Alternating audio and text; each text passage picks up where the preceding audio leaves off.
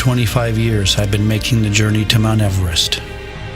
I've stood on its summit 5 times. The mountain has given me great joy and close friendships. It's also been a place of hardship and tragedy.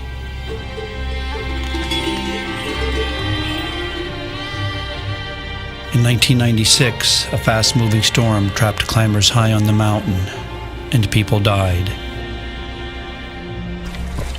Stories were told, forever changing the world's perception, and my own, about climbing Everest. Now, I've come back to base camp alone, to remember, and to reflect on what it was like to be here, on this mountain, 10 years ago.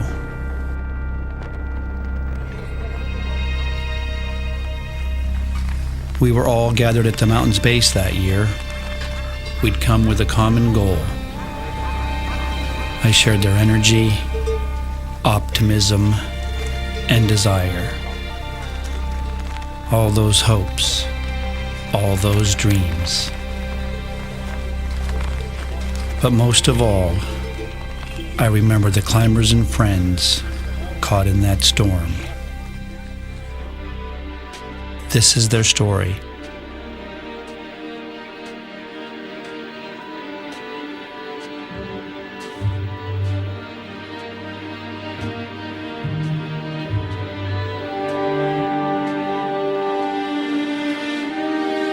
When we left base camp, we were all wary, of course, of mighty Everest in front of us, but this was it. This was our chance. So we took off, and it was a great feeling.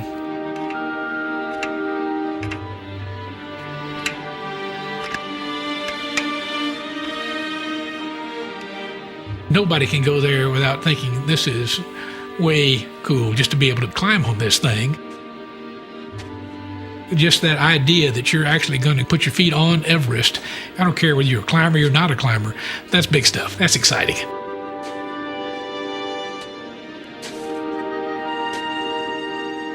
We went 2/3 of the way through the icefall and I was hooked. It was the most spectacular piece of real estate that I'd ever climbed on. It helps you to put yourself in perspective with what life's all about.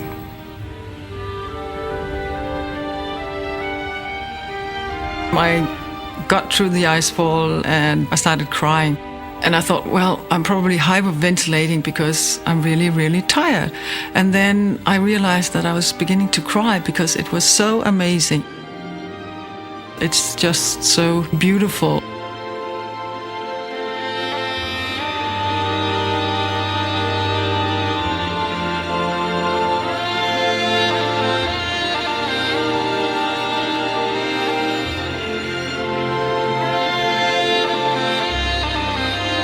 I remember seeing them coming up the western comb. It was May 8th. I was already on the mountain. We'd set out a day ahead of the other teams, climbing up the Lhotse face on our way to the summit. I was leading the IMAX film team, but we'd been held up by high winds, and I was worried about the conditions higher up. We needed clear weather for filming. Looking down from Camp 3, we could see them climbing towards us. The mountain suddenly seemed crowded. We decided to go down and wait. On the way down, I met an old friend who was leading one of the expeditions, the New Zealander Rob Hall. We talked about the weather. I took his picture. Further down, I met another friend who I'd known since we were young climbers in Colorado. Scott Fisher was leading his team of clients. The day before, he'd taken a sick climber down to base camp. It was good to see him, but he seemed tired.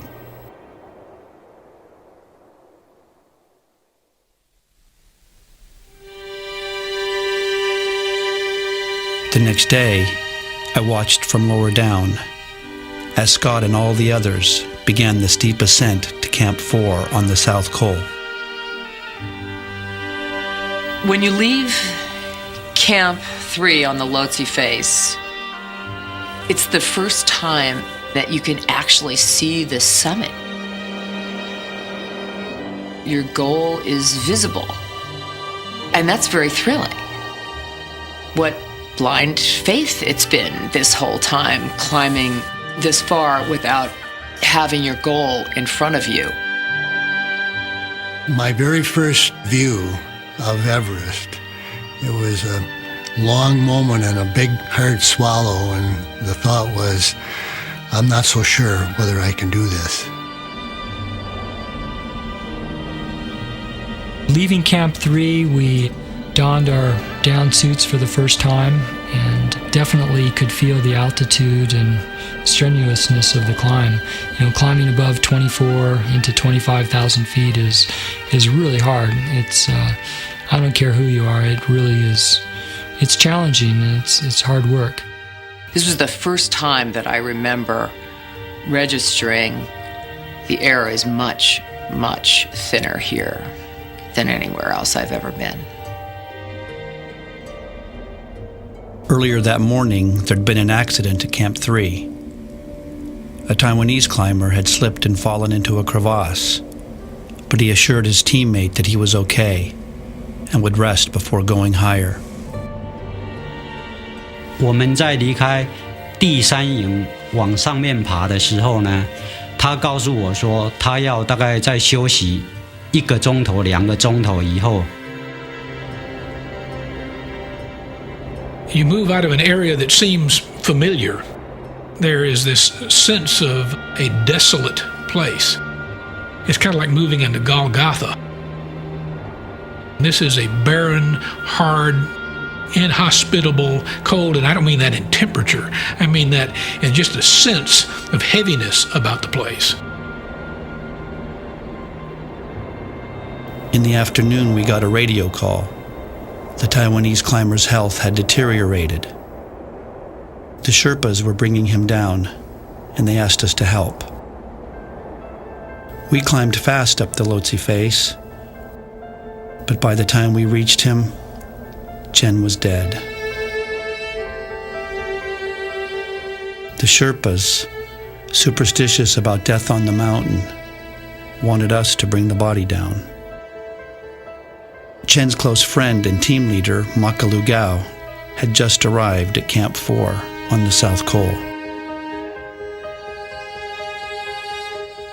David 他就打无线电来说啊，里面的那个陈死掉，我当场哇，我只能说啊，谢谢你告诉我这些。Sitting at base camp all these years later, I can still remember my reaction. How upset I was by his response and his decision not to come down. 在第4营，陈是最被看好的一个人，他走掉了，我只好硬着头皮去试着完成这么一件事情。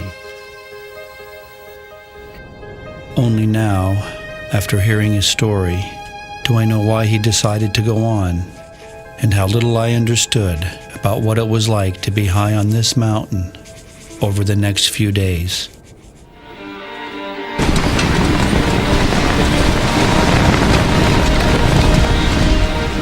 The weather was so crummy that when we first got in there, I didn't think there was any chance that we were going to climb that night.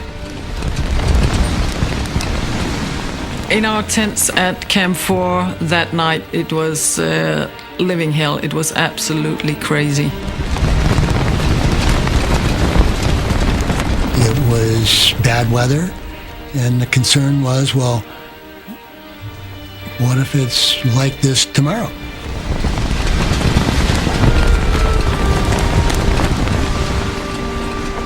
We thought we may have struggled all the way up here, and if this keeps up at all, then the whole crowd is just going to get to head back down and party's over.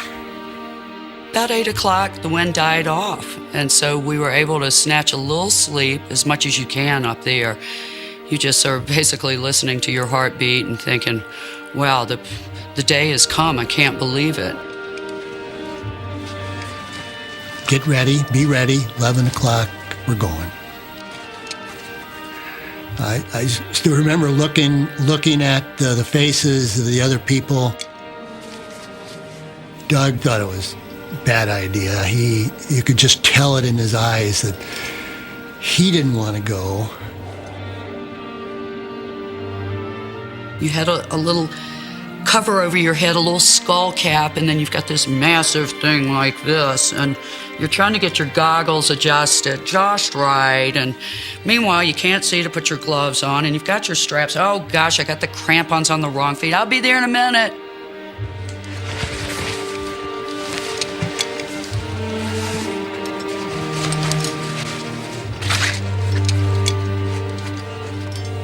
因为今天是我能够登上峰顶的一个好机会，然后穿好所有的衣服、鞋子、冰爪。You get out, you stand up, and it's a different world than the one you saw when you came in, because the night is gorgeous, the wind is still. You can see more stars than you ever dreamed that a place could have, and they're so close to you that you feel like you can touch them. In front of us is this great silhouette, the blackness of Everest, and the Milky Way was just on fire. It was like a row of lights above us. It was a vast, open sky, but there on the mountain, I could see the headlamps of Rob Hall's team, and I was worried that we might be behind before we'd even started.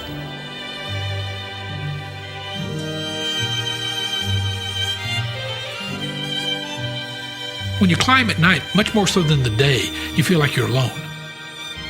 And then as you look up and you look down, you don't see the vistas. You see these little cones scattered along in a line of the people that are all strung out as part of this silent progression of individuals, each one in their own world, separated from everyone else in their team, separated from everyone else on Earth.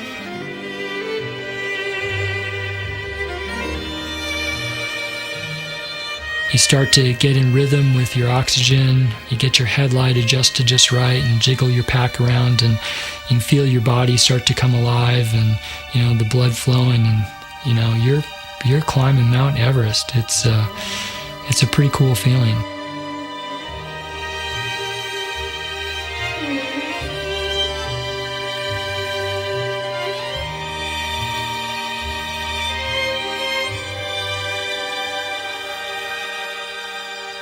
走出帐篷外面呢，有3个雪巴跟我在一起。这3个雪巴都是登顶过圣母峰的，前面1个，后面2个。那时候我就感觉很安全，而且实力应该是不错。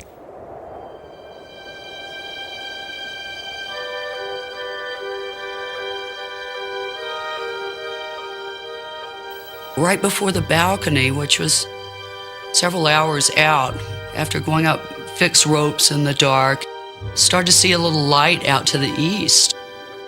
Within a few steps, you just walk right up into the sunlight and everything changes. You can see what appears to be 1,000 miles out across the Tibetan plains. The sun is now over the horizon and just glittering off of the glaciers thousands and thousands of feet below you. It's an amazing experience, and you know why you're climbing Mount Everest at that moment.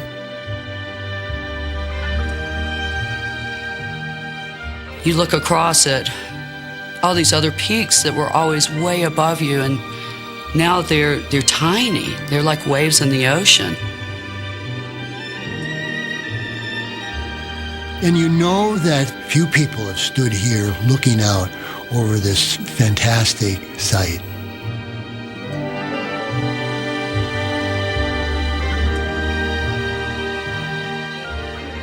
By dawn, the teams were just below the southeast ridge at 27,600 feet. It had been 5 weeks since they first arrived at base camp. Each team was its own small world. The clients were paying their way, and the professional guides like Rob and Scott promised access to a dream. I felt like a part of something great. I really think that to do something with people for a common purpose is a wonderful thing, and to help people to achieve their dreams is something that caught me as well. So much emotion and experiences and demands of you happen in such a short space of time, 6 weeks of intensive living. I never thought I'd ever do this in my life. I think everybody has a place in themselves that mountains can fill. Mountains carry great respect with people around the world, so it doesn't surprise me at all that many people use mountains to find this. That's what I did myself. I'd spent most of my adult life in profound depression. And I John Wayne'd it so that I never let anybody know about it.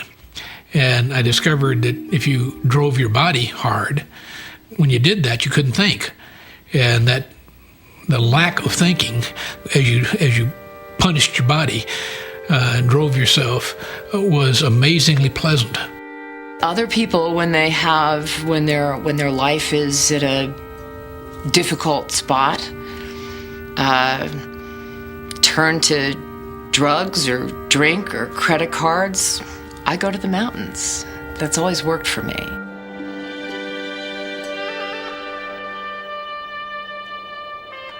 As long as I or human beings believe that by doing something, the world is going to change. By doing this, I'm going to be more happy. By doing that, I'm going to be more successful. By doing this, people are going to love me more. Then I think there'll be this fantastic drive behind it.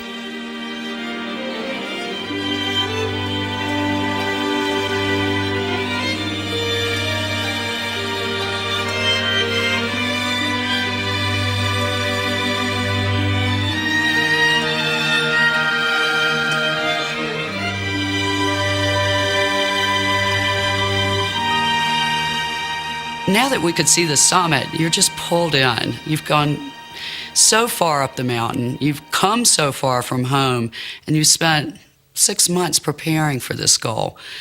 There's no way you're going to turn around unless things are really going south.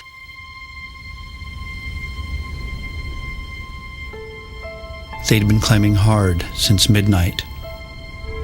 It's vital to get to the summit and back to Camp 4 before nightfall. I felt very comfortable with the situation. We were inside of our turnaround time, the weather's still good.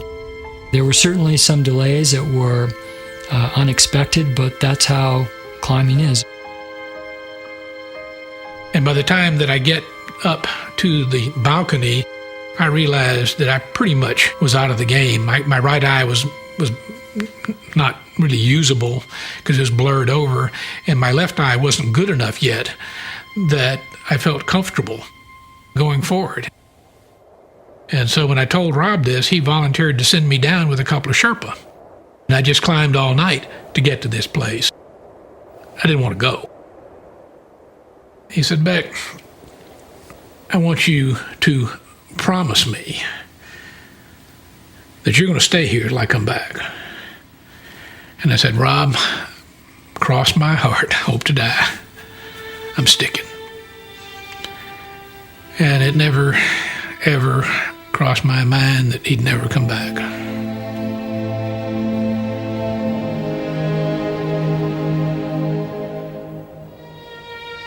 Beck had a problem, and it was too bad. I didn't even think that much about that because, a lot of things happen, and could have been me, could have been anybody, but it was sort of like tough break and see you later.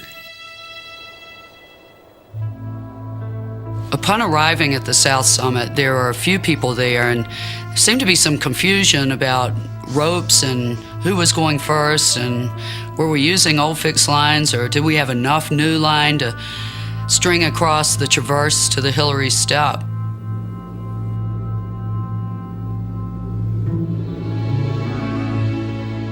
Anatoli and I tied into the rope together and trekked off towards the Hillary Step over this very beautiful, very delicate knife-edge ridge. And there was a steady enough wind that it would take the rope between us and hold it out in this big arc. It would hold itself out for maybe 10 or even 15 seconds at a time and then drop down, and like a sail it would bulge out again.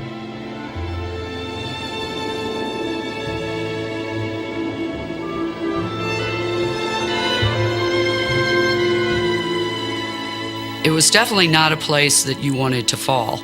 You had a rope to sort of guide you that was probably staked in pretty well, but the snow wasn't that great for holding stakes. And the fact that when you sunk your ice axe into the snow, you could look through the hole as you pulled it out and see Tibet, and over here you could see Nepal. So you wanted to be very careful about staying right on the border, so to speak. People were stacking up behind us like crazy, and I was feeling lucky to be one of the first people across.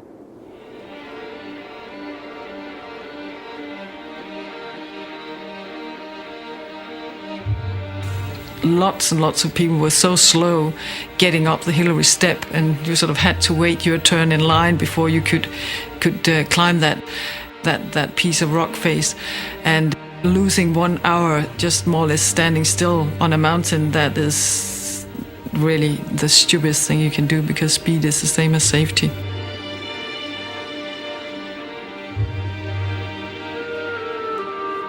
I looked at my watch and I had a sick feeling inside of myself. This is the way I was feeling. I was feeling sick at that point because I knew it was impossible to get there by the 1 p.m. turnaround time. And I thought, if I keep going now, I'll be out of oxygen, get to the summit, but I'll be coming back down to the South Col in the dark and without oxygen and more tired than I am now. The risks were escalating. My heart was beating so hard, I felt like it was going to jump right out of my chest. I was almost shaking as I was struggling inside of myself with, what am I going to do? Am I going to keep going because I'm so close, or am I going to turn around?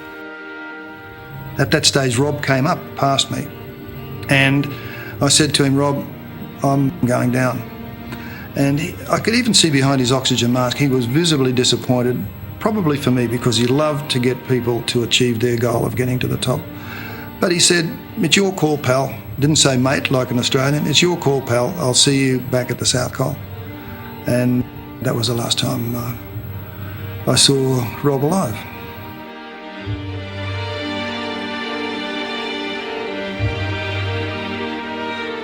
我是看到前面有人在爬很多绳子，一看几十条绳子，然后那个有队员在那里拉了老半天不会动，我在后面就觉得，哎呀，他的动作怎么那么慢？ And it's not difficult climbing by rock climbing standards, but you have to imagine you've got these massive boots with little rock holds for your feet, and massive mitten hands with little rock holds for your hands, and you're all puffy like the Michelin person, and you're trying to execute these moves at 29,000 feet, and an oxygen bottle in your pack, and it's just very awkward. 轮到我要去拉绳子的时候，才一用力，全身没有力量。要爬，绳子好像又会转，全身没力量。当时才想到，哇，很困难。而且刚刚还想说，哎呀，那些人爬那一段绳子好像很慢。 सबहरू सँगसँगै जाँदाखेरि धेरै मान्छे भयो अनि बाटोमा पनि अलिकति ढिलो पनि भयो तर वेदर पनि एकदम नराम्रो भयो अनि हामी चाहिँ त्यहाँबाट गएर माथि हिलरी स्टिपमा चाहिँ हामी धेरै पर्खिनु परेको थियो हामी त्यहाँ 2 घण्टा जति पर्खेको थियो 看到前面有那个旗帜，还有人停在那边，又好像有人坐在那边在拍照片。第一个感觉说，哦，峰顶就在前面，看一看好像没多远。这个时候我告诉自己，哦，今天确定可以登顶，而且告诉自己说，就算用爬的，慢慢爬，我都有把握。 I arrived at the summit at 1:25, and for about 5 minutes I really enjoyed the summit of Mount Everest for myself. And then I started watching this stream of people come over the rise above the Hillary Step. Finally, we came to one rise, and I looked to the next, and there were a group of people on top. And I knew that was it. In any other circumstance, you would think that somebody could cover that distance in 10 or 15 minutes, but it took some of these people much, much longer than that. It's not very far, but it's just so hard. And even though there are not that many paces, it just takes very, very long time from there to actually get to the summit. But soon enough, we were joining the celebration up there and looking down the north side and looking down the west and the east and the south, and we could see it all. We were on the roof of the world. You can almost see the curvature of the earth. I know you can't, but you can feel that you're up high enough that you're looking down on this sphere.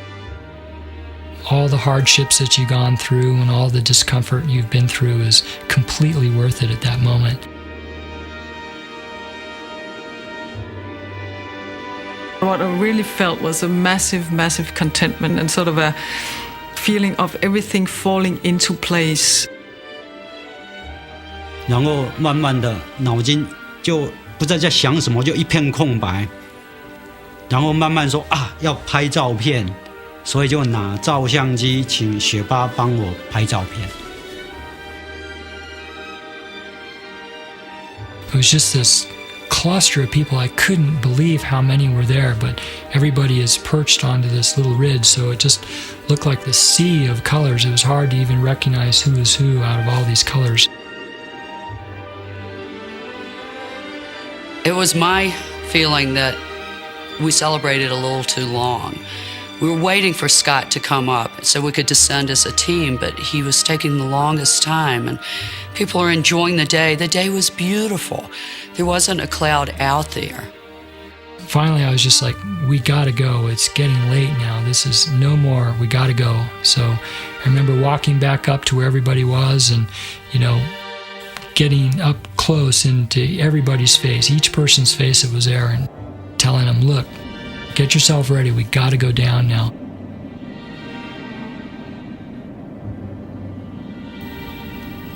When Rob called me from the summit at 2:30, it was those familiar words, base camp. This is Everest summit. Oh, and he sounded sort of hale and hearty. He sounded really good. And he told us who had just started descending, and he said that Doug Hansen he's just in sight, and he said as soon as Doug got up to him that they'd do a really quick turnaround. And he was intending to descend straight away. I said, what's the weather like? And he said, cold and windy, cold and windy. Rob and Yasuko and I, we stayed on the summit for an extra 5 or 10 minutes and then took some photographs, and then Yasuko and I headed back down. Yasuko Namba had just completed the 7 summits. It had taken her 16 years. But she was now the second Japanese woman to climb the highest mountain on every continent.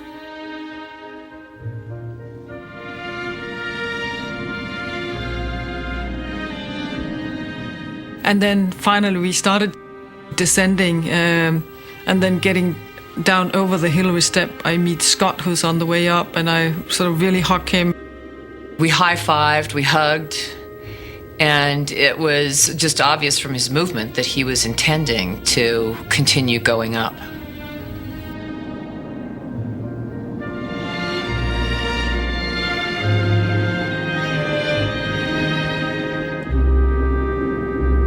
The first thing that I noticed about Scott Fisher was just how badly he was travelling. Of all the people I saw that day moving up and down the mountain, he was the most unlikely person to be in that situation, still going up the mountain. Now hours behind schedule, 14 climbers were still high on the mountain. At the summit, Rob Hall waited for his client, Doug Hansen. आङदरजिरा हामी दुईजना टपमा धेरै 1 घण्टा पर्थ्यो तर त्यो duck आएन duck नआएपछि रोब हल फेरि माथि टपमा पुग्यो. Doug Hansen was a postal worker from Seattle. The year before, also climbing with Rob Hall, he'd collapsed at the south summit and had to be helped down. He'd worked 2 jobs to save enough money to return to Everest. Finally, he was almost there. I was in front of Rob Hall. I told Rob Hansen, okay, it's late, it's now bad weather, we're going to down. But Doc Hansen, he didn't talk to me. He just shake his head, and then he's pointing his finger and summit.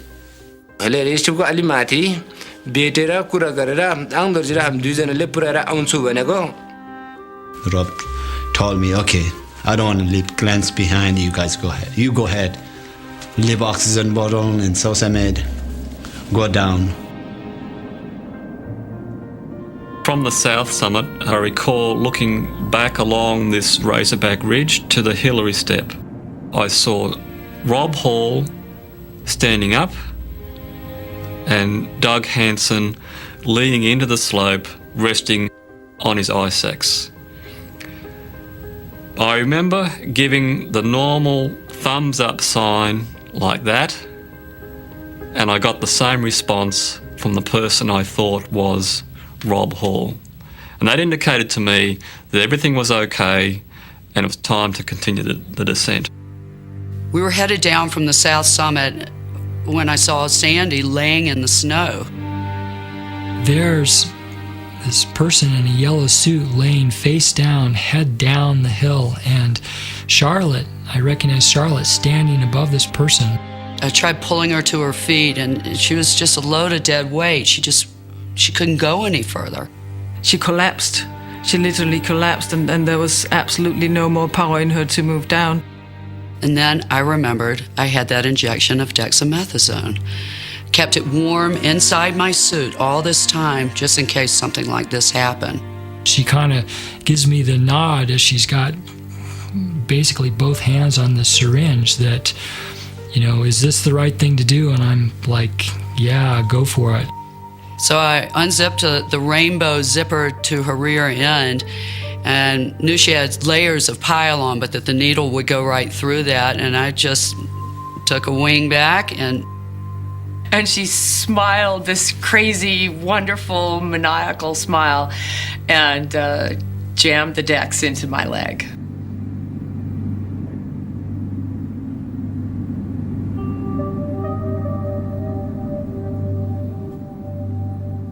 There we also realized that Sandy was running out of oxygen. I asked Lena to exchange bottles with Sandy, and she kind of looked at me like, you're crazy, I'm not giving up my oxygen, and I certainly don't blame her for that. But I was like, you got to do this because you're walking right now and she is not. From then, I believe Tim and I moved together and left Sandy with Neil, and we were just a little in front of the rest of the gang on our way down to the last fixed ropes.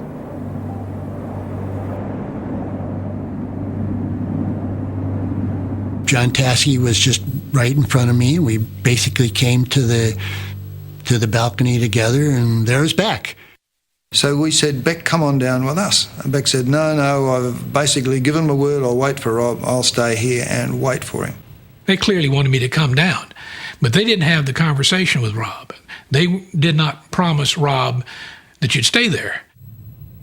In good weather, that would have been obviously the right decision to make, because Rob was more experienced. Rob had a rope, so he could have short roped Beck down. We'd have had all sorts of trouble.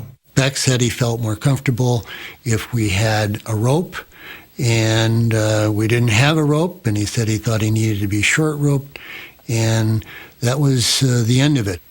I could have gone down with them, and obviously I should have, but I really didn't want the day to end even then. There wasn't any sense of being left behind or abandoned or almost dying or anything happening at that point.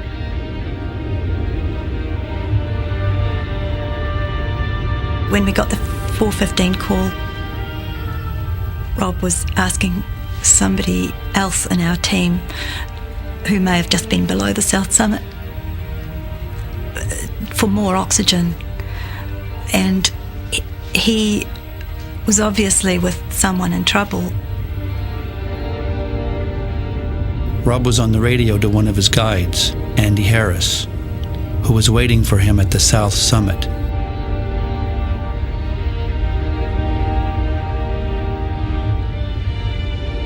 Rob was obviously distressed and concerned about something that was going on. There was something wrong. Andy was last seen climbing back up the ridge to help Rob and Doug.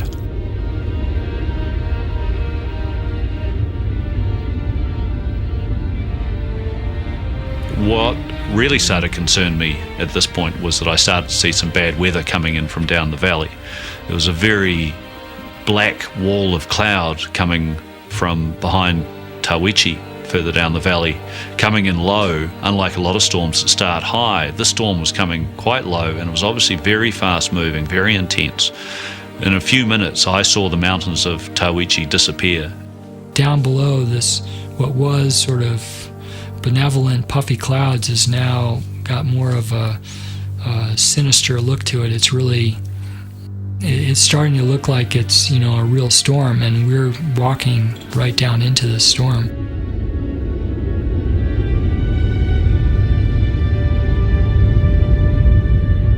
The climbers nearing Camp 4 on the South Col were the first to run into trouble. A rock came hurtling down the face and knocked Lou's glove from underneath the piece of rope, and it went cartwheeling away with the wind. Following the rock, we didn't know who it was, but it was obviously Anatoli racing down, who went straight past us without talking, heading off towards the tents on the South Col. At that moment, as I looked up and saw the tents, I could see the storm coming behind it. 1 minute we could look down and we could see the camp below, and the next minute you couldn't see it. Within the space of 5 minutes, it changed from really a good day with a little bit of wind to desperate conditions. Something I'd never experienced the ferocity of before.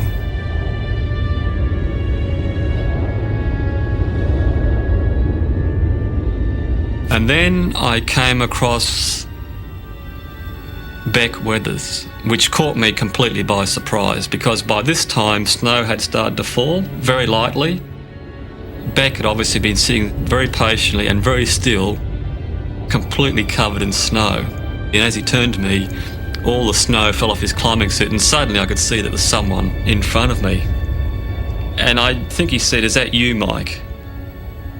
And I said, "Yes." And I think he said, "Well, I've got a bit of a problem. I can't see."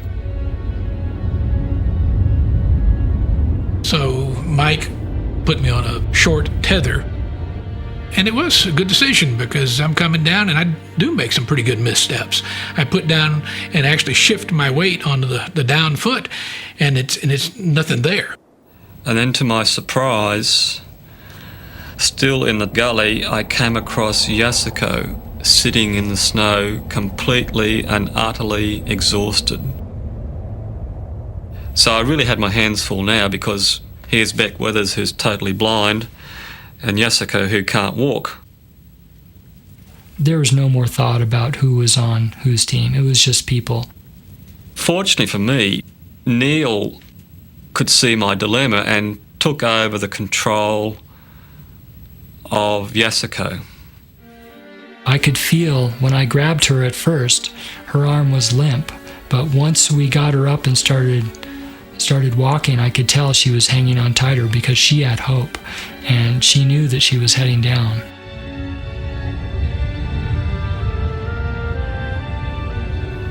可是走没多久，离开 South Summit 没多久，风我觉得越来越大，然后雪越下越厚，慢慢的我发现我踩的脚印是雪巴人下山的脚印，而不是我们爬上来踩的脚印。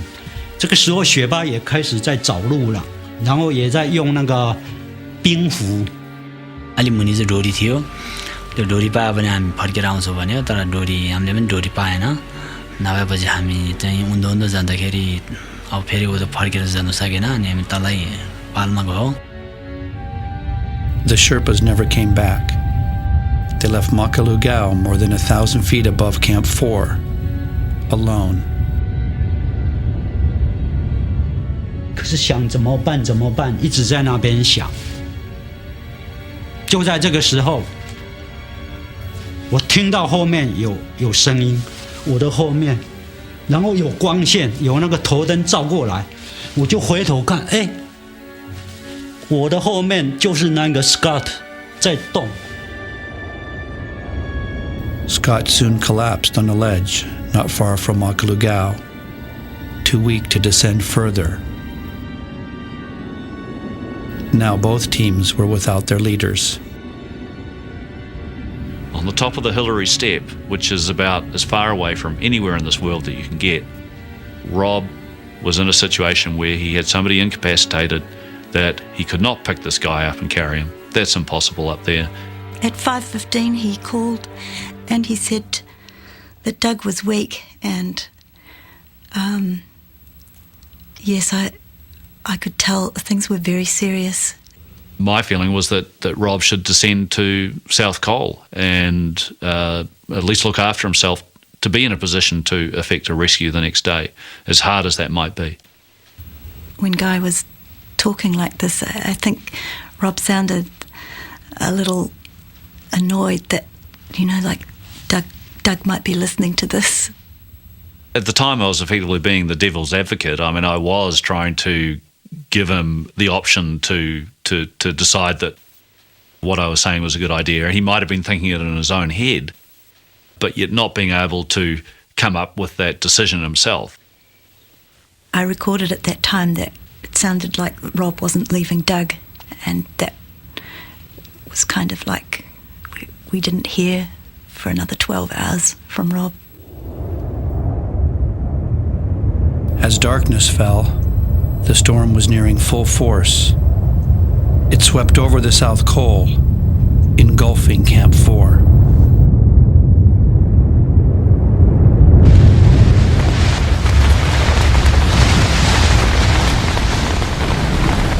When I got back to camp, I crawled inside the tent, and the next thing I remember was the feeling like somebody was shoving me.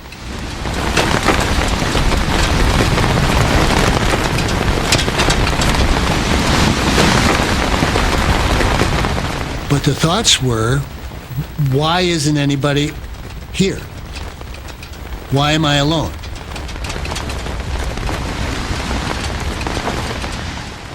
And I could hear nothing. I could hear nothing but the wind.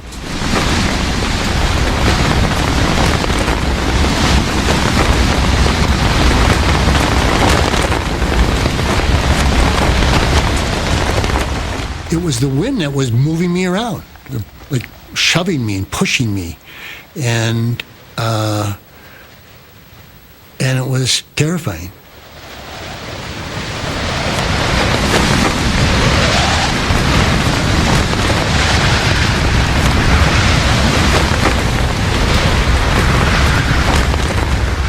I felt lonely. I wanted to say goodbye. I wanted to say, I love you one more time. I didn't want to die alone. It was something that I never knew about myself would be important to me, to be dying, separated from the people I love and who love me.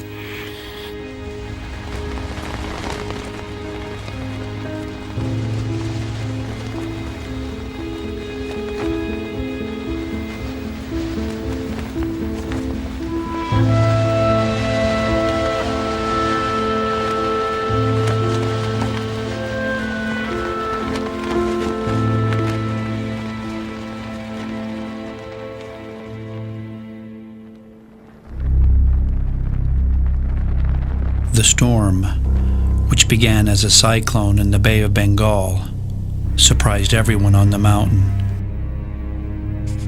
As it surged higher, gaining in energy, power, and ferocity. Overwhelming the exhausted summit climbers as they searched for camp on the hard rocks and steep cliffs of the South Col.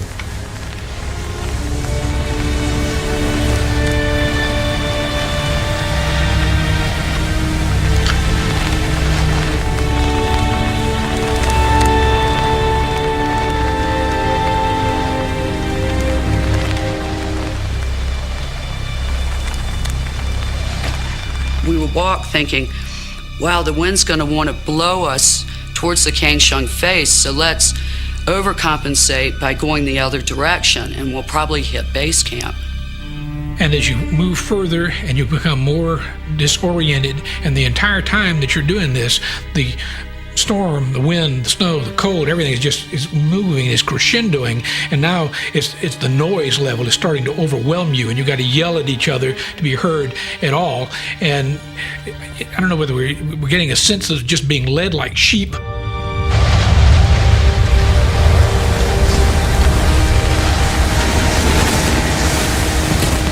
And then we just became hopelessly lost.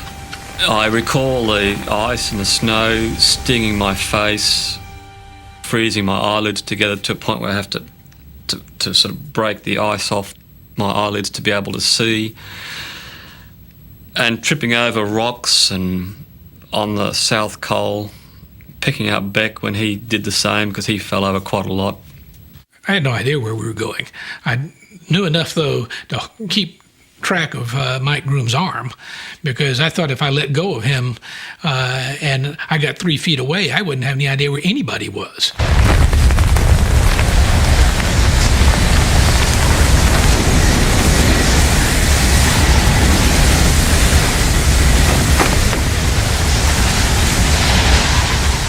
People who have all run out of oxygen, some of them really starts collapsing, and those of us who are still able to walk try to sort of, pick them up, make them keep walking.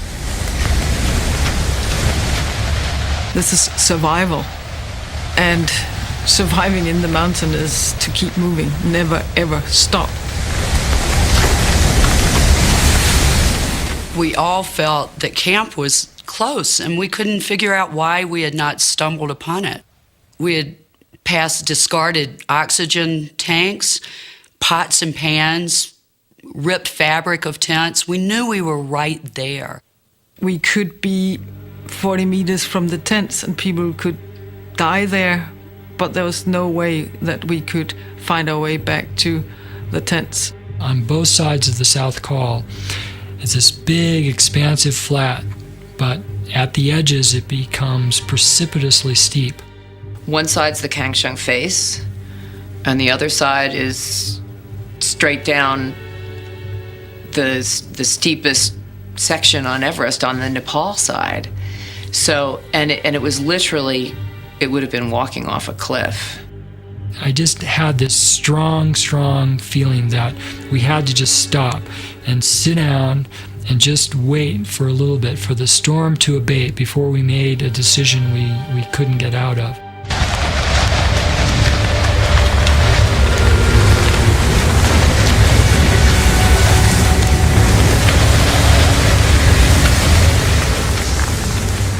That we're beginning on a downward slope off the Kangshung face. And Neil sensed this. I don't know how he did it. That's the reason Neil's a guide and I'm not. But he made that decision that we're going to stop. And then we start to come together, this odd lot of individuals, and we become the Huddle.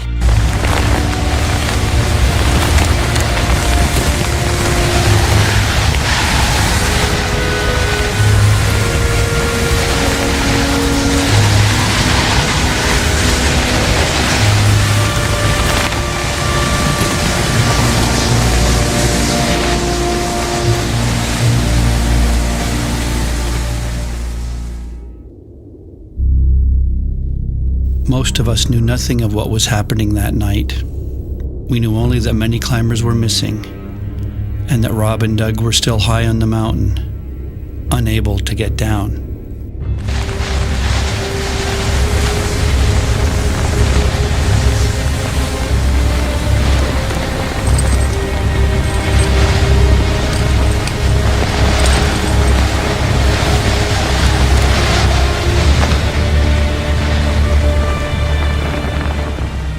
I don't think it's possible to get somebody who's incapacitated down the Hillary Step, let alone along the knife edge ridge between the Hillary Step and the South Summit, let alone in a storm.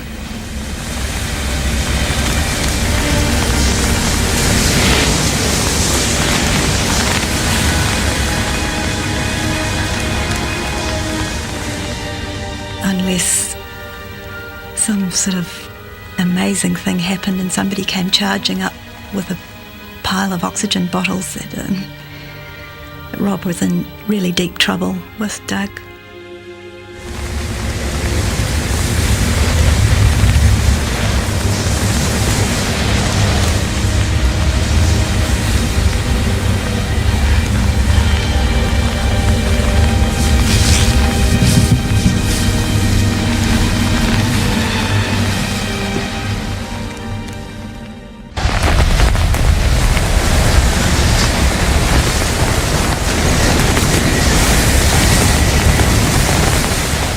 As time passes, each one of us becomes more and more absorbed in our own world.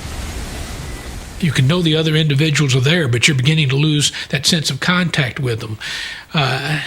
Charlotte says, I don't care anymore, all I want to do is die.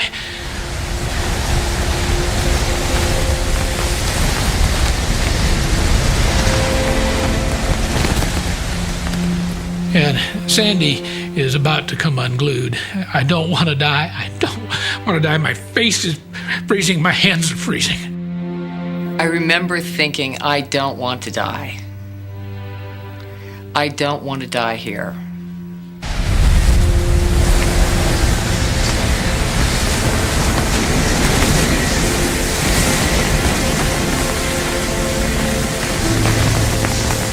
Yaska was next to me, and I was pretty much trying to shove her and pummel her and try to keep it going. And at some point in there, though, I had this sense of just gently moving away. I wasn't giving up. I was just becoming unaware.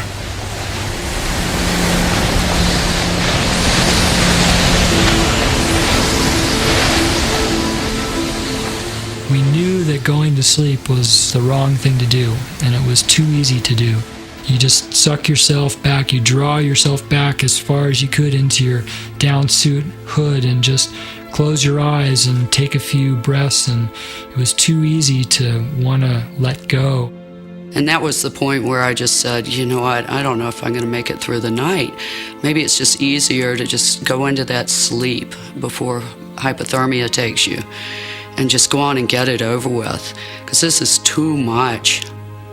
Certainly these were real feelings that people were having, but it was like, well, you know, we just can't go there. It's you know, we're going to be okay. We just got to figure out how to get through the night. It's just about living hour by hour, minute by minute.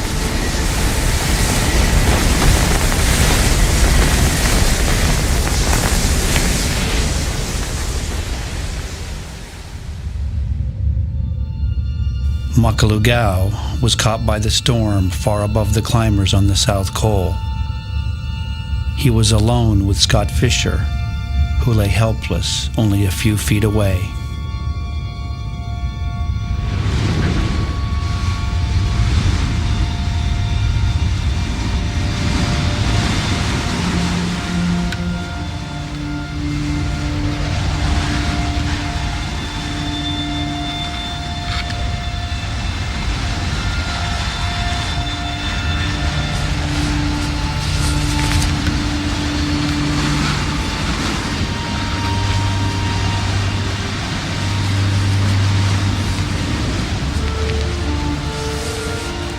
知道说，如果我那个时候如果睡觉的话，那个身体就会失温，一失温的话，一下就会死掉，所以一直告诉自己不能睡觉，让它发抖。可是没办法，最后我是警告自己，叫自己的名字：马卡鲁不能睡觉，马卡鲁不能睡觉。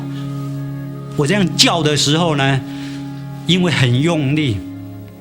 很用力的时候，那个身体会震动起来。马卡鲁，不要睡觉。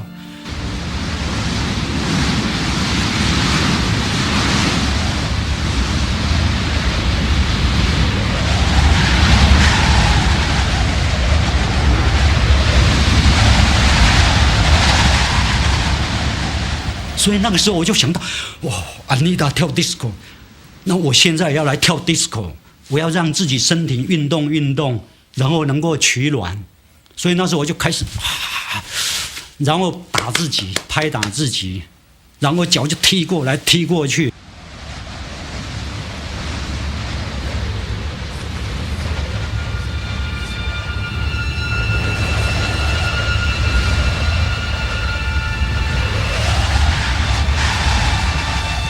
这个时候呢，我就慢慢移动移动，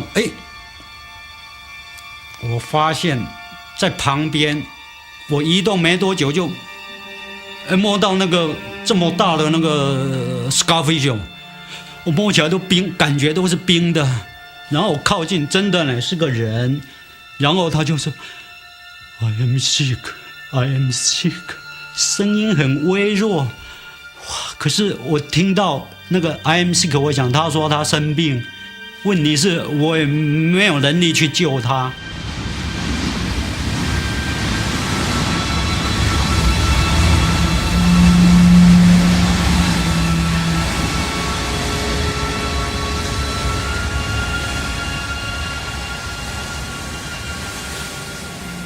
This is a situation where people die. This was the real deal, and there was no mistaking the danger of the situation that we were in. We were on knife's edge.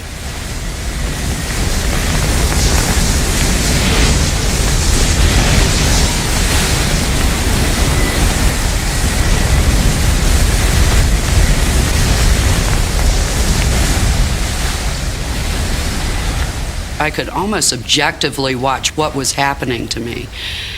And then that was fairly eerie, not so much as being an out-of-body experience, but monitoring myself for my downfall. You're in this little tiny world of incredible noise and cold, and you're going past just shivering and shaking uncontrollably, where you have no ability to stop your body from trying to generate enough heat. You can't get it to stop.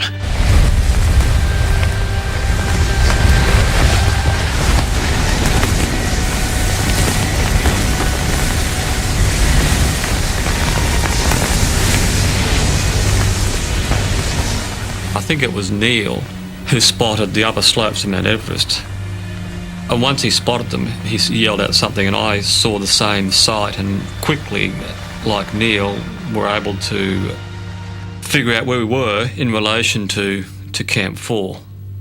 I associated Camp 4, the tents, as our salvation. If somehow we could just get there and alert people to our position, that to me was how this situation was going to go from extremely bad to better. there was hope again to get up and to walk back to camp. But I had already let myself get so cold and mentally so detached that every time I stood up, I just fell down. Finally, people had to keep moving and go save themselves.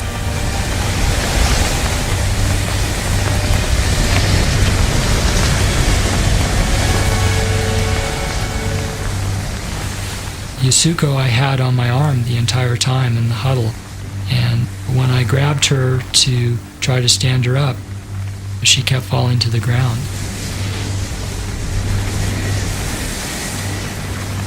You know, I tried to drag her and help her along, but I couldn't do it.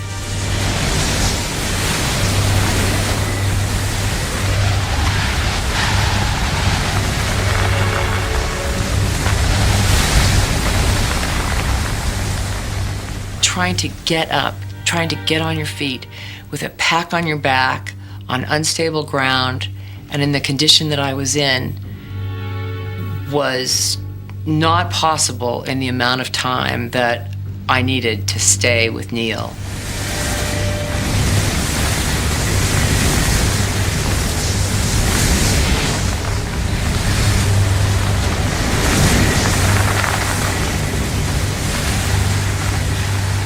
We were staggering about like really drunk people. Absolutely no resources left to even try to move, but as it was everybody's only chance of surviving, we did it anyway. And I tried to go with them, but I had Beck and Yasuko, and I think I had one person on each shoulder. But after 20 metres, Yasuko had fallen over twice, and it was just a hopeless situation.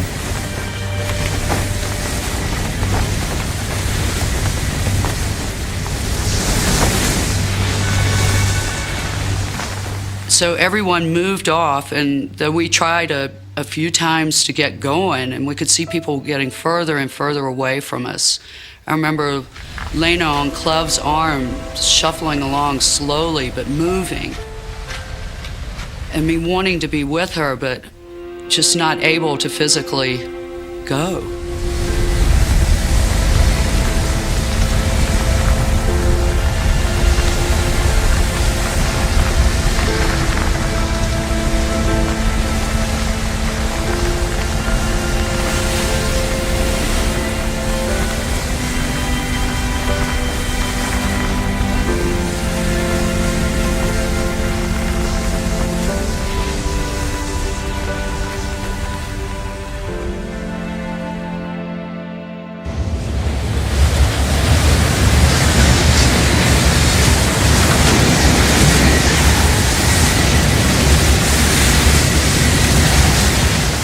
We'll never know what happened to Rob that night. It must have been a desperate struggle as he tried to move Doug along that ridge, only a few feet at a time, so far from the safety of camp.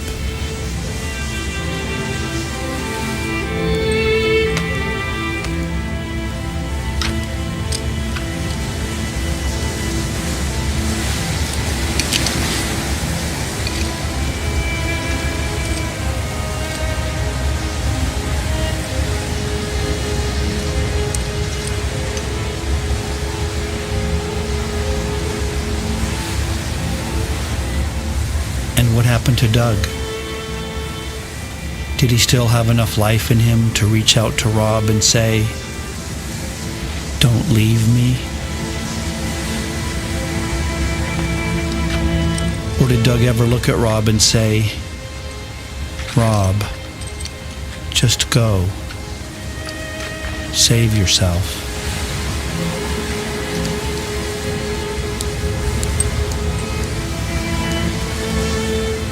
And where was Andy Harris?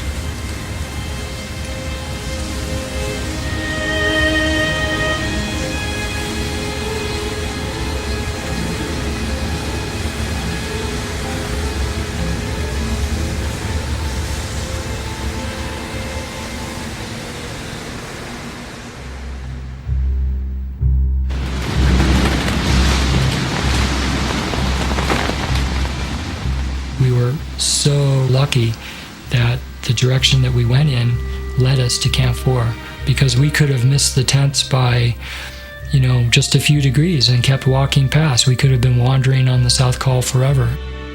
Eventually, we sort of just staggered into the tents and more or less collapsed. Anatoli was like, "Where's Scott?" He kept asking, "Where's Scott?" And I remember telling Anatoli he wasn't with us. "No, Scott, not here, not here." But people, and I remember turning around and pointing. Anatoli Bukriev, a strong Russian climber, was one of Scott Fischer's guides. He'd climbed to the summit without bottled oxygen and had descended to Camp 4 on the South Col, hours ahead of his teammates. Anatoli gathered some thermos with hot tea, whatever could be utilized to really revive people for at least for a little while. And then he set out into the snowstorm. And at that point, I really felt like I had passed this baton to Anatoli. And I just assumed that this same set of actions was happening for Rob's team, and that Yasuko and Beck would make it back as well. There was certainly a great deal of hope when I saw the group move off towards the tents. That meant that somebody would know where the rest of us were. Surely someone would come out and find us. That clearly was what needed to be done. I thought, it's not going to be very long. We'll have help to come back out here, and we'll be back in the tents.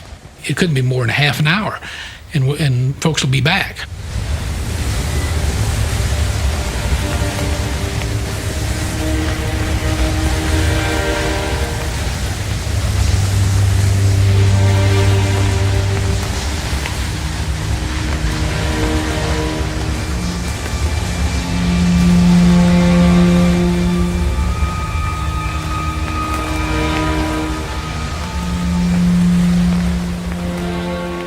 We could see a headlamp coming vaguely in our direction, but certainly not striding purposefully. But it was a light, and with a light was a glimmer of hope. And soon it became clear that it was Anatoli. He just grabbed me and said, "I'll be back for the rest of the group and Sandy and Tim." And he hooked arms with me and assisted me to my feet, and we started to walk back. I tried once again to sit down every few feet and rest, but he told me not to do that. That was impossible. We had to keep moving. Finally, I came into a tent, and there was Neil with a huge hot cup of tea, and I remember him handing it to me, and I couldn't hold it because my hands were shaking so violently that he had to feed me the first few sips, and then I could put my hands around that cup and warm them enough to be able to stop shaking as much and drink myself.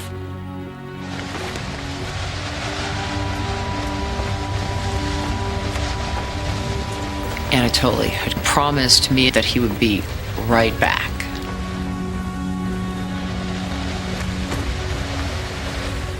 At a certain point, I lost hope that he was going to come back, because it seemed like it was taking so long.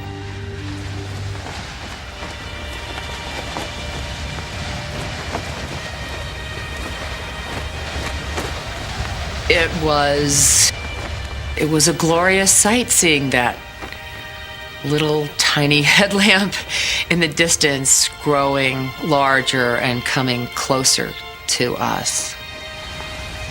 He came back. Anatoli spent the whole night trying to rescue those people. He would have wanted to bring back both Beck and Yasuko at that point, but if he had done that, he probably would have died himself.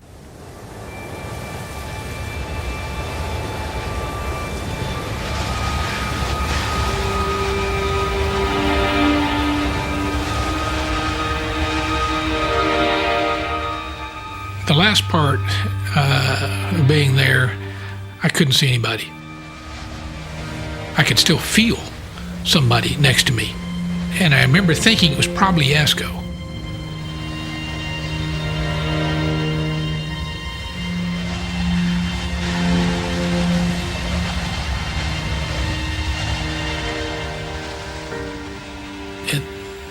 At that point, there was no pain left. There was just a sense of just detachment and calm. And I didn't feel uncomfortable.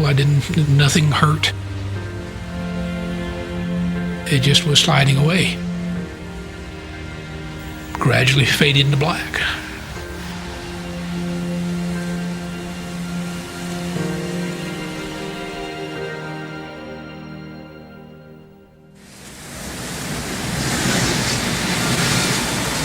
我真的会死在这个地方吗？因为我用很多方法想自己看怎样烧这个弄那个都没有用了，这下子真的只好面对死亡了，真的要死掉了。一想到要死掉，自己心里头很难受，因为不想这个时候死掉。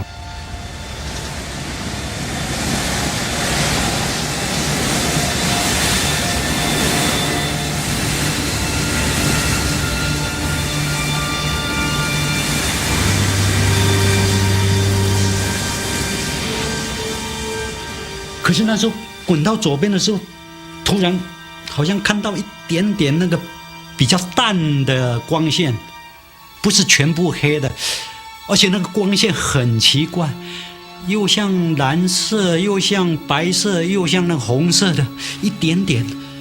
我第一眼看到的时候吓一跳，赶快转过身来。我在想，那个光线好像是人死掉以后，然后下到地狱那种奇怪的光线。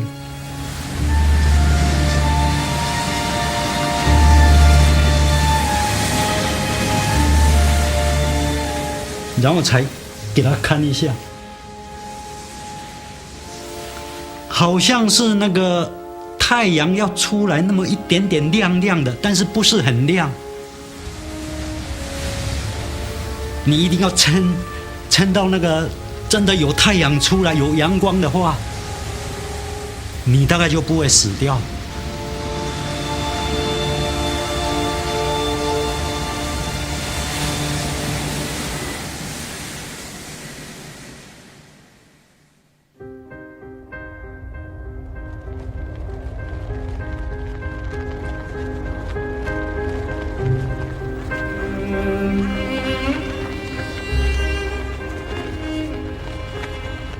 When Rob called in the morning, I scrambled out of my sleeping bag and I just remember climbing over bodies to get to the radio. I just had to get there, and I picked up the radio and I said, "Rob, where are you?" And I was really hoping he was going to say South Col. And he said, "I'm at the South Summit." And my heart just hit the floor.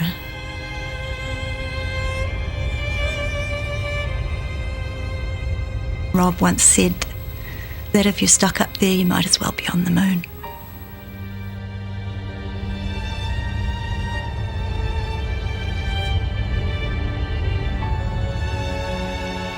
Rob called saying he couldn't move and come and get me.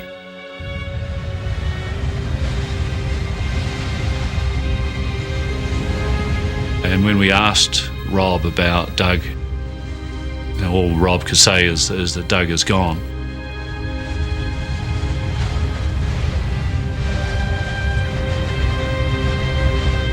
At that stage, he asked about Andy Harris. He said, "Andy was with me last night. Does anybody know where he is?"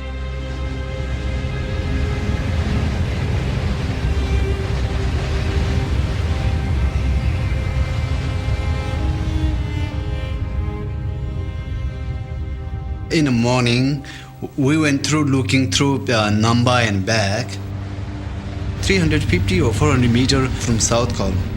Beck was lying down.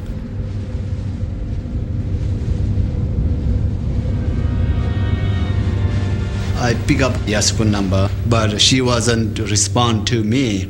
And then I told them, okay, number is dead here. You guys go down, look back. Gala पनि आइसमा transfer गएछ अरे तर म फेर्नु गएको होइन उनीहरू दुईजना गएको अनि दुईजना गएपछि गाला पनि त्यो भ्यूमा ट्रान्सफर पुरा मरेको जस्तो रहेछ रे They went down, they look, it was totally not moving. They told me it seemed like a number, it's totally lie down. At base camp, they called the United States and told Beck's wife that her husband was dead. 我听到有人在叫了，马卡鲁斯，我听到了，但是我的眼睛没办法张开，只听到好像在做梦一样，有一个氧气面罩就照在我这里，然后我就顺势就一吸。这个。我在的马个路的阳刚龙光了不得，可马脚的弄的让别人没人一时干的呀嘛，输给下些的没得输给他个那个。Luka sampai pukalera rio down sutra pukalera yeti चाहिँ उ नाङ्गा पारेर बसेछ अनि हामीले चाहिँ या त उता यसरी के हातहरू यसरी मारेर उ गरेर केही पनि उन्ने थिएन अनि आँखाहरू सबै खोलेर हेर उही थिएन गाँसो माकलु दिला लन्द अजुजुपटे जे साटवा ngaमे amchosen yoje dape tenje mila galoje another chadi 那时候也没什么感觉，我的手呢硬邦邦的，坐在帐篷里面这样碰到的话，好像那个冷冻猪肉啊，放到那个冰箱里面冷冻库拿出来碰在一起，就咔咔咔咔，两只手有那种感觉。台湾那边陪他们两么学习弄，头些什弄，他们要么他回来养陪是家生，他俺没同个民族，俺没同个民族是弄。我要走的时候就看一下，两个雪巴，一个就蹲在那个 Scarfish 的身上，给他做那个人工呼吸，救那个 Scarfish。但是救的怎样？我那时候脑筋也已经模模糊糊了。我们雪巴就带我慢慢一步一步的，我跟丹真就慢慢的回去 South Col 了。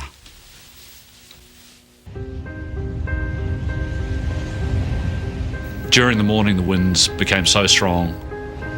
The Sherpas tried their hardest to get to Rob. They had to turn around somewhere up on the southeast ridge. There came a point that they realised it was too dangerous for them to continue. It was still blowing and hard to see, hard to find the path.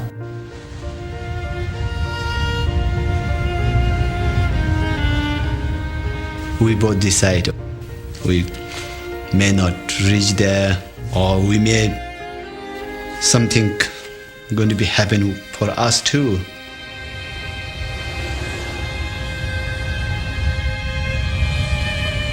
They were very upset that they had not been able to get up to Rob. They tried their hardest, but these guys were very exhausted. I was so sad. I came all the way up there to help Rob, but I didn't meet him. I had to return close to by him. They were about 100 vertical metres below him and they had to turn around. And they left some tea in the hope that Rob might possibly get to it. But when I heard that news, I was in tears and Guy had to speak and tell Rob. That was a very hard call to make, to have to tell your friend and long-time climbing partner that the rescue that would save his life was no longer coming. Nobody can come. That day, it's already late. He has been already one night spent outside there. And then, I already thought when we left, he's going to die.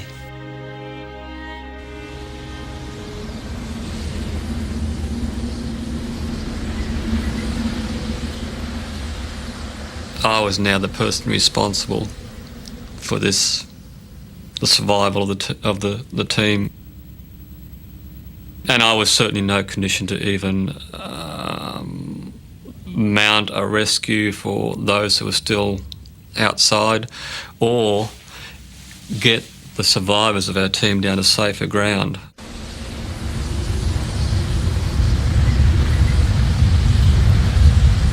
The decision to leave Beck and Yasuko where they were was not really a difficult decision, with probably partly my medical background, but also what we'd been through the night before was, this was horrific. To see Mike come in very close to death, my estimate would have been at half an hour and Mike would not have been able to move. And here were these other people exposed to phenomenal winds, at least 80 miles an hour, 20, 30 below zero, all night. We thought it was kinder to leave them rather than cause them pain even in a semi-conscious state by dragging them over to where we were. They were basically dead.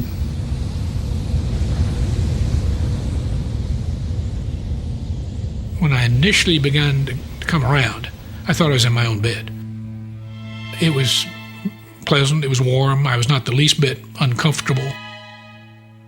There was nothing to hurt because all the parts that were exposed were dead. And dead flesh doesn't hurt. And it wasn't until I got far enough along that I opened my eyes and could see the ice in front of my face. And then I managed to look over and I saw the claw that was my frozen hand. That I really, at that point, I knew exactly that I was somewhere on that col, somewhere on that mountain. I was on my own. Well, I was as good as dead. Then when I saw my wife and children just directly in front of me, that's what drove me. And that got me up, and that got me moving. I fell down a bunch of times. I was just trying to keep from going in circles. I remember one thing that was pretty unsettling. I can see the sun, not the rest of the stuff around, but I can see the big yellow ball up there, and I'm looking at it, and it's about there as I'm looking above the horizon. And as you well know, when that sun goes down, the place changes rather dramatically from something which is survivable to something which is just horror on earth. I'm shuffling along, aware that I'm hallucinating. And as I was getting closer to these blue objects, and I'm really not aware yet that the blue things are the tents, it rolls through that they might be, but I don't really know that. And it's only when somebody stands up in front of me and we look at each other over one of these blue rocks do I realize that I'm back. I'm in the tent, I'm in a sleeping bag, and they know that I'm here.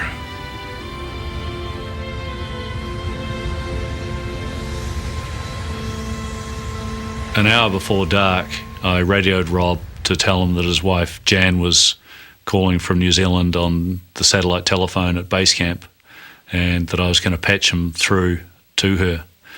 And he said, "Hold on a minute, mate. I've just got to put some snow in my mouth to moisten it. I'm a bit dry," before he could talk to her, which, was Rob just wanting to make sure that when he did talk to Jan that he came across sounding good, and probably to reassure her that he was okay and this was just a bit of a fix, but he was going to get his way out of it.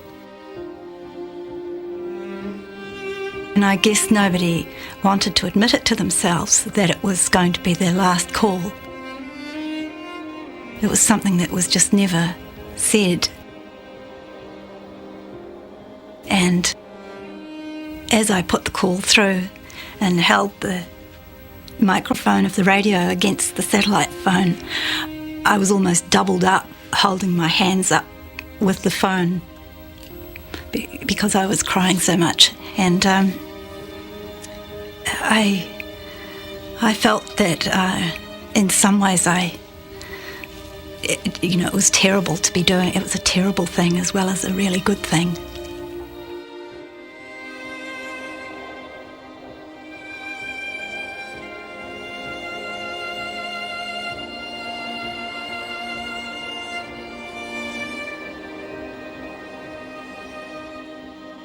It nearly broke my heart, but I was glad that I could do that for them.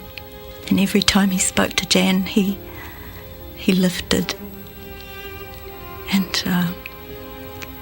so that's the most important thing I think I've ever done.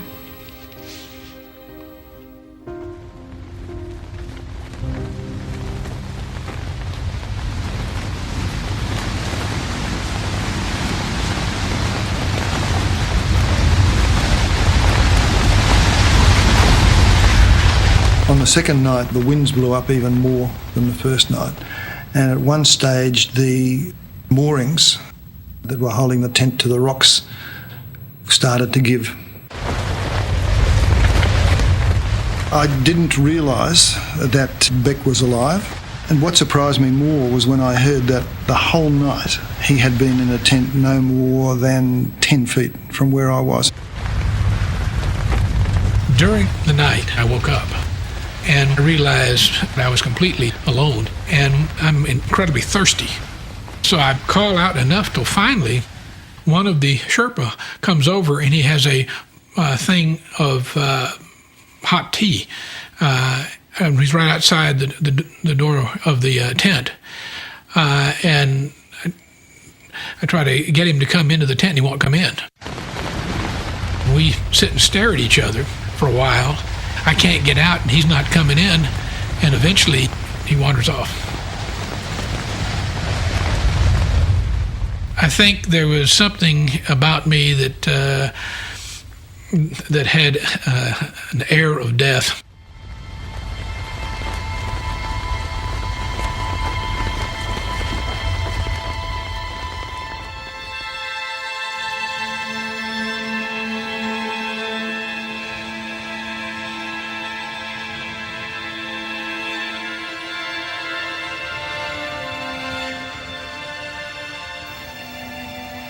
On the morning of the 12th, I tried to raise Rob on the radio from base camp, but there was no response.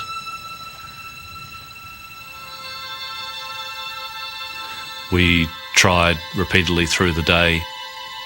We always were monitoring the radio, but we didn't hear from Rob again. There were so many people needing assistance and help from South Cole that there was just no possible way to initiate another rescue effort.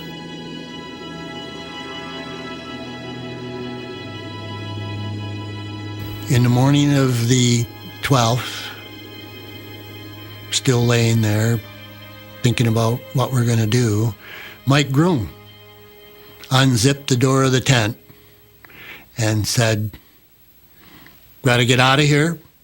Hey, Mike, how you doing? Boy, good to see you." I thought Mike was gone.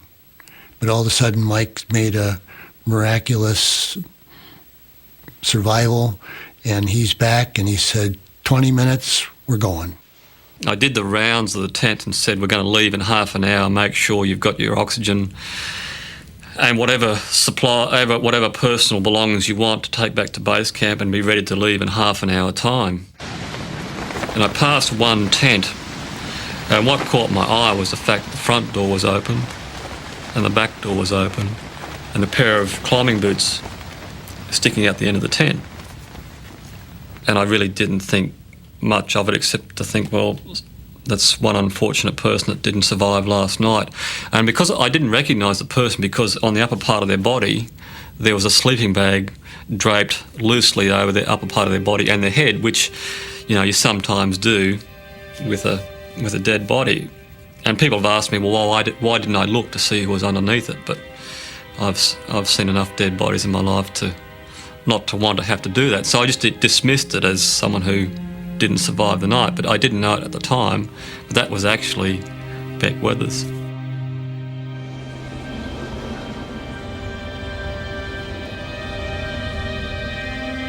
No one had told him that Beck had come back. Beck had been put in a tent alone, left for dead once again.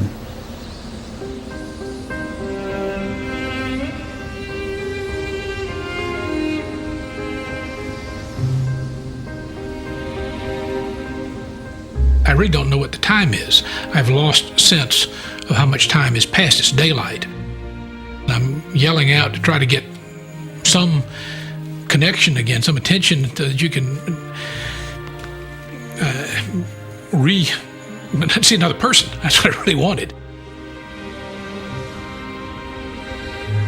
Incredibly, one of the last people leaving camp heard Beck calling out. The news traveled down the mountain. The man everyone thought was dead was coming down.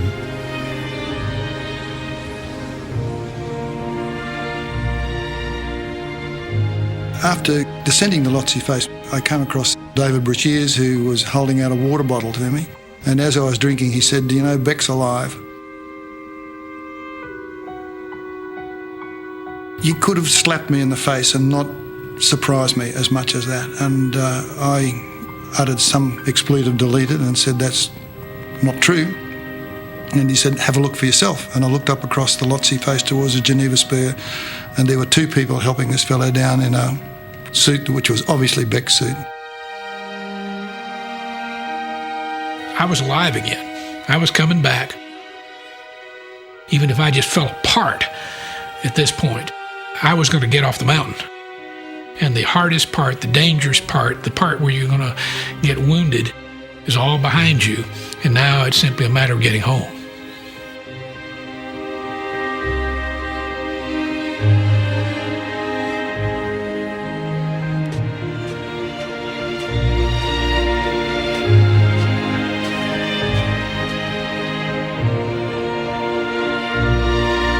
For days, people have been dying all around me, and I'm having no emotion.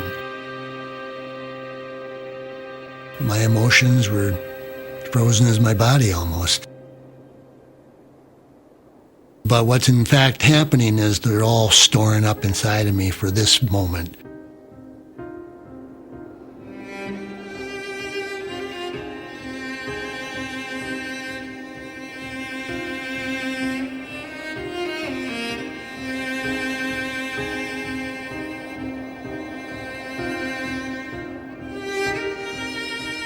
It wasn't until I got through the very last section of the ice fall when I could see people up ahead from our base camp. And I sat down and I cried and cried and cried. I never cried like that in my whole life, I don't think.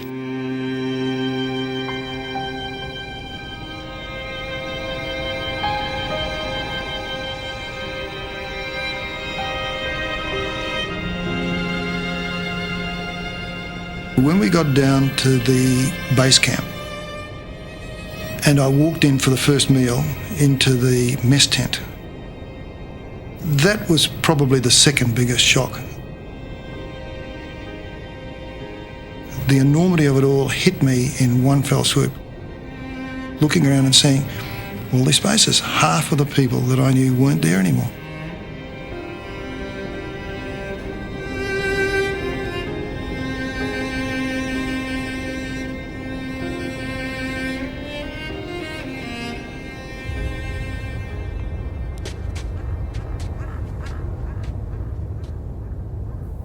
That leaving was so hard, and I remember being so slow as I couldn't stop turning around to look.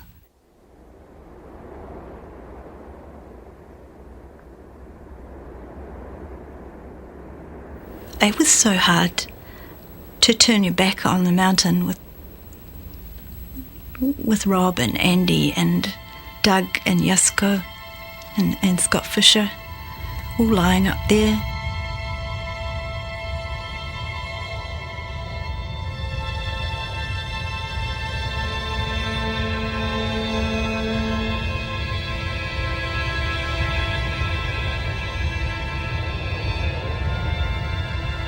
今天，如果我知道登这个山会切掉手指、挖掉鼻子或者切掉脚的话，我不去登山，因为没有那个必要。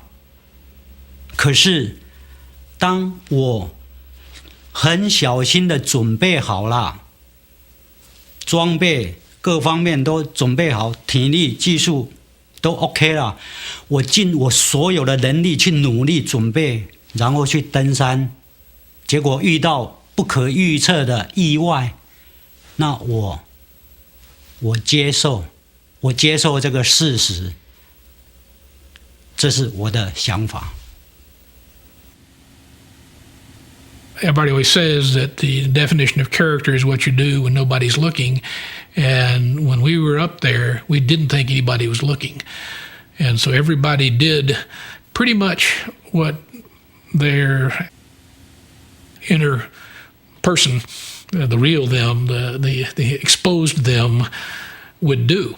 And some individuals come out of that, I think, justly proud of their actions. Others would probably never want anybody to know.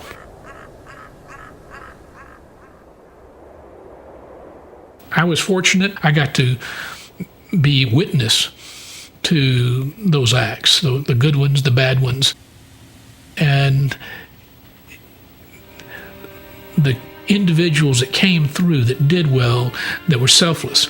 I mean, every one of those people, every one of them is, to me, a hero. Even if nobody knows that.